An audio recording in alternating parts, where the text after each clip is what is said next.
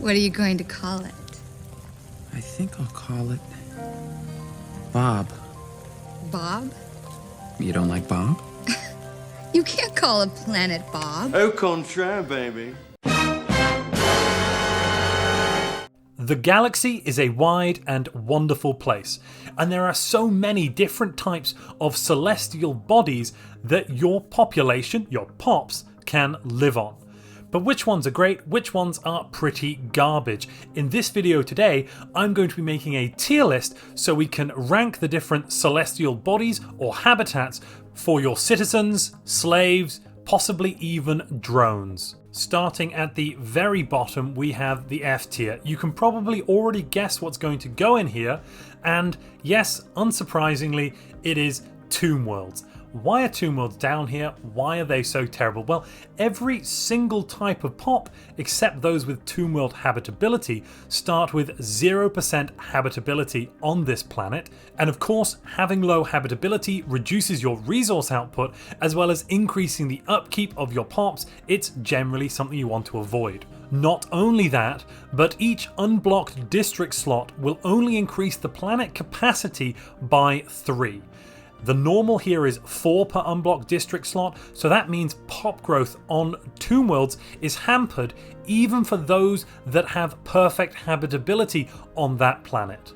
Not only that, but you can get a bunch of random events that are really painful to deal with. Mutants can come forth, solar flares can roast the planet. It can be really annoying. Don't get me wrong, all planets are useful, but Tomb Worlds are simply the worst of the bunch. And if you're enjoying this video, please colonize that like button. Now we get to the C tier. These planets do have use, they are useful, but there are some reasons why they are a little bit of a hindrance, not necessarily a help all the time. What do we have in this tier? Well, wet worlds are the first type we have here in the C tier, the first habitable celestial body that has ended up here. Why is it here? Well, wet worlds have a proclivity to get agriculture district slots on them. You're more likely to get agriculture districts, and then the rare resource you're most likely to get is exotic gases. Now, exotic gases are very useful, don't get me wrong, but agriculture districts are something you don't really want to have as a maximum here. You want to be getting the other district types, that being energy districts or mining districts. Those are much more important to have on your planets than agriculture districts. Wet worlds are one of the main 3 types of planet you will get, the others being frozen planets and dry planets. Those are the kind of the basic normal planet types. And of those, wet worlds I would say are the worst pick of the bunch. Unless, of course, you are going for food, but if you're doing that, you're doing something wacky and crazy, and that's up to you. Shattered Ring is next up in the C tier. Now, I did struggle with this one. Originally, I had this placed in the B tier, but there are a couple of factors that almost forced me to push it down below. Now, the Shattered Ring World origin is what you'd need to take in order to start with the Shattered Ring World. You could also conquer one. Now, there are a couple of drawbacks to having a Shattered Ring origin. The first being you give up your habitable planets, the second being you have no habitability on other planets. But this isn't a tier list for origins, this is for the Ring World itself. So what's going on with the Ring World? Well, first off, you don't have the regular districts. Instead of an energy district, if you're a regular bioempire, you get a trade district.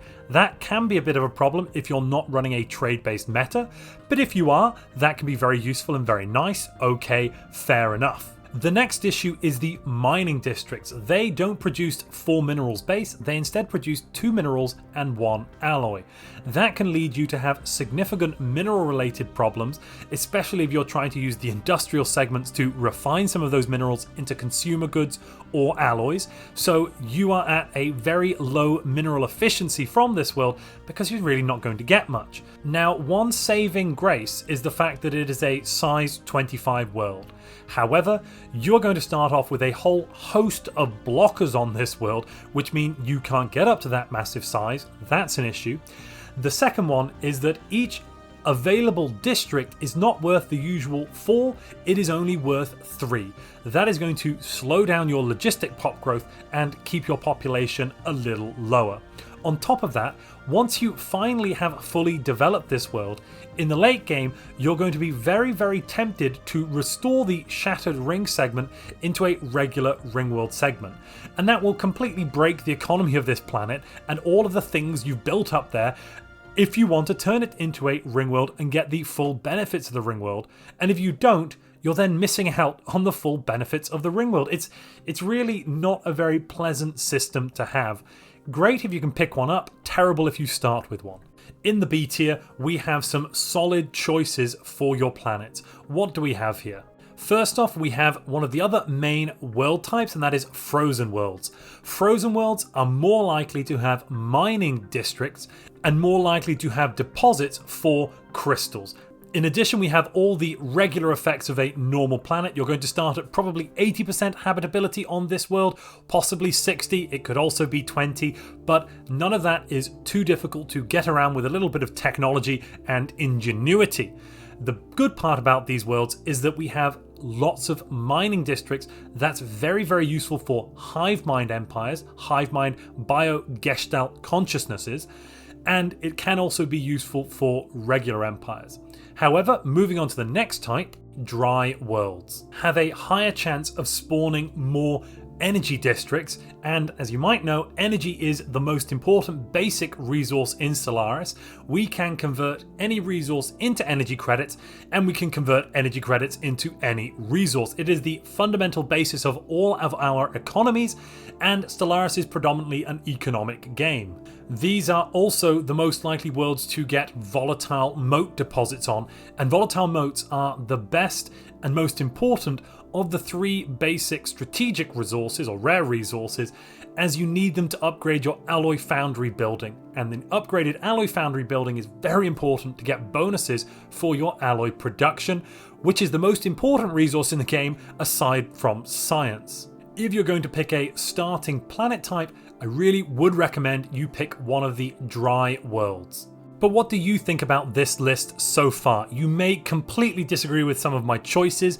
Please let me know in the comments section. I would love to hear from you. Now we've got up to the A tier. All of these worlds are fantastic in their own right, and there is no reason why you would ever ignore them or choose not to settle on them. Gaia worlds are the pinnacle of a world that is kind of in balance with nature, where any species is apparently able to live, blah blah blah. Anyway, look, the point is Gaia worlds have 100% habitability for every type of species in the game. In addition to that, you'll get plus 10% resource outputs from all jobs on that world, and biological pops will get a plus 10% happiness as well. There is even more too, because every unblocked district slot will give you plus 6 to your planetary capacity, making it a fantastic world for logistical pop growth. You can find these out and about in the galaxy. Don't colonize it if it's a holy world, you've been warned. You can also create them by terraforming or using some special decisions. For instance, if you have the new bowel life seeding decision from the last bowel relic. But if this is so good, and it really is pretty much the top of the A tier, why isn't it in the S tier? Well, the reason for that is there are worlds that are simply better, and we'll get to those very, very soon. On the surface, relic worlds don't seem that fantastic.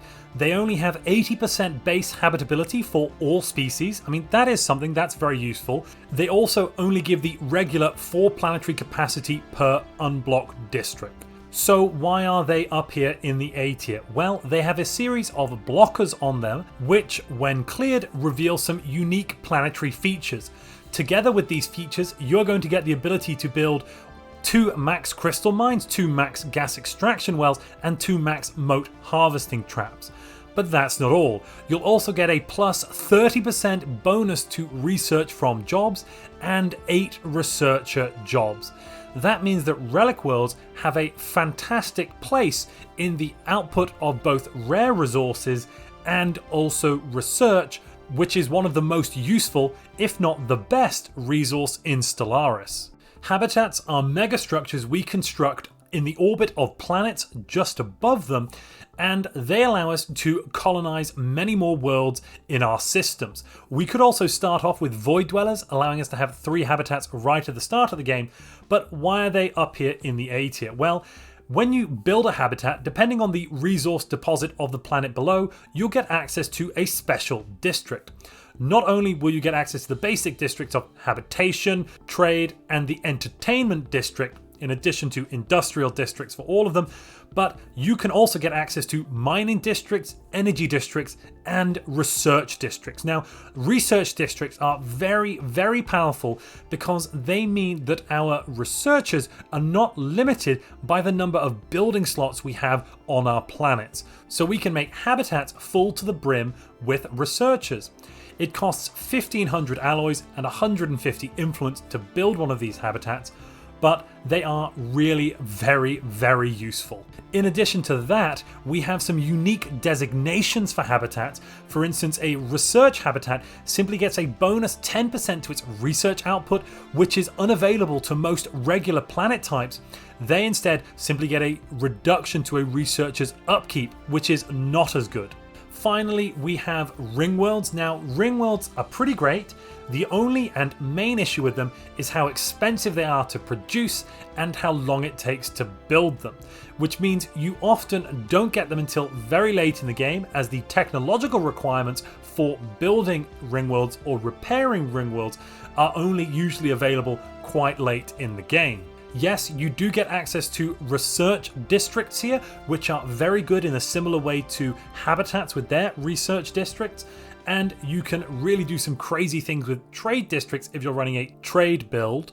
And in addition to all of that, there are some special planet designations that are going to increase your output. For instance, you get a special designation for your researchers, but overall, there are actually better planet types for your pops still to come.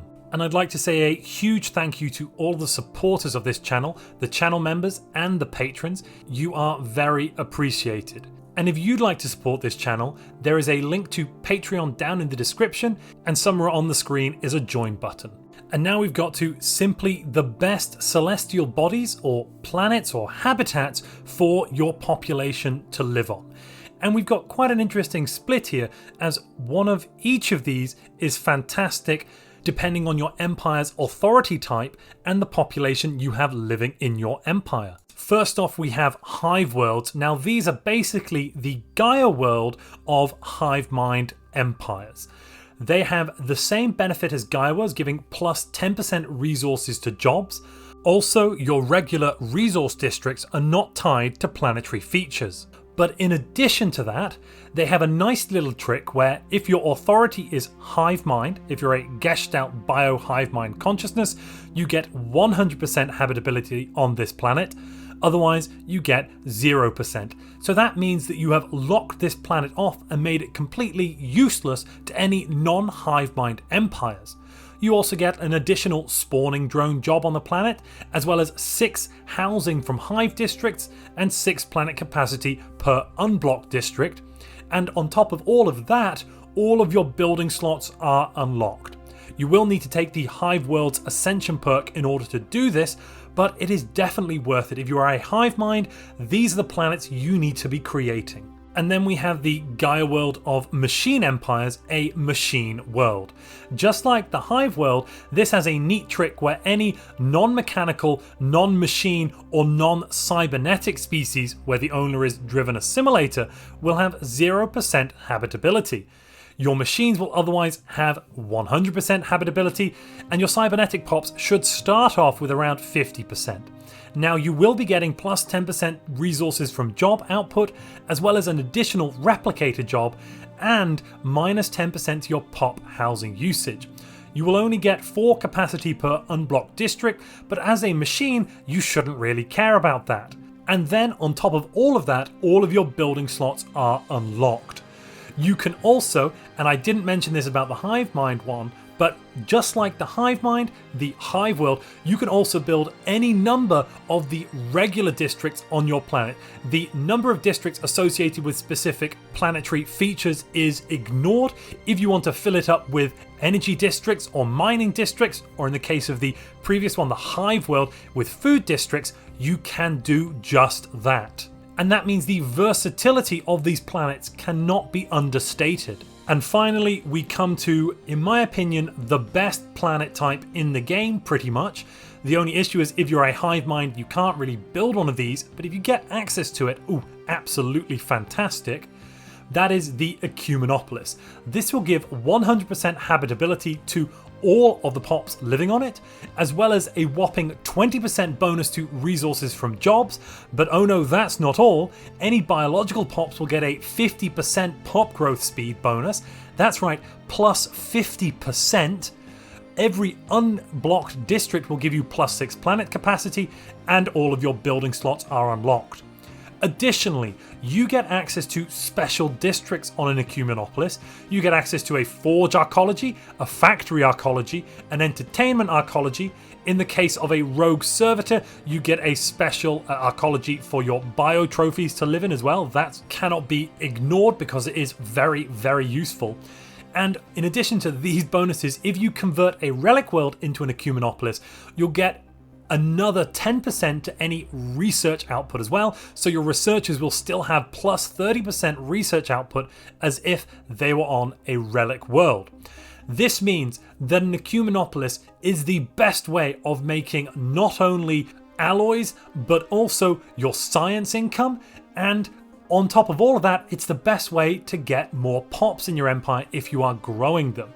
It does cost time and resources, 20,000 minerals and 300 influence to upgrade a planet into an Ecumenopolis, but it is well worth it. You should definitely do it if you have a relic world at your disposal, or if you take the special project, the arcology project, in order to upgrade a world. And if you'd like to know more about Ecumenopolis worlds and how best to use them as the heart of your empire, click the video on screen now.